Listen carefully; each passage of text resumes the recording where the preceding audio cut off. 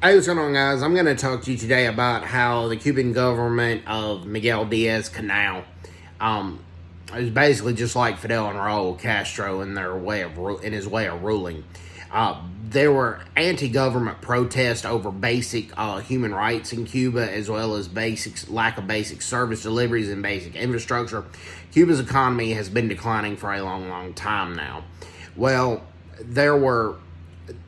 the Cuban government has sentenced about 100 of these protesters, and most of them were peaceful protesters. They've sentenced 100 of these protesters, some up to 30 years in prison. The lowest sentence they've given to people for protesting peacefully against the government was 4 years in prison. And there has been a lack of due process in this. There's been a lack of fair trials and all this. The international community is highly against this. And even though there's been no technical embargo by the international community on this, there's been a high discourage of visiting Cuba. And the only tourism that Cuba has basically been getting recently was Russians in the tourist town of Veradero.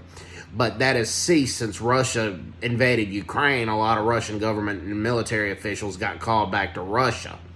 Well, and a lot of governments are discouraging their citizens from visiting Cuba right now because of the human rights abuses that are taking place. And so that's basically the latest news out of Cuba. And this had been going on under Fidel Castro as well. But it's now becoming more and more known under the rule of Miguel Diaz-Canel. So everybody's doing well. Take care. God bless them. Bye-bye. Bye-bye.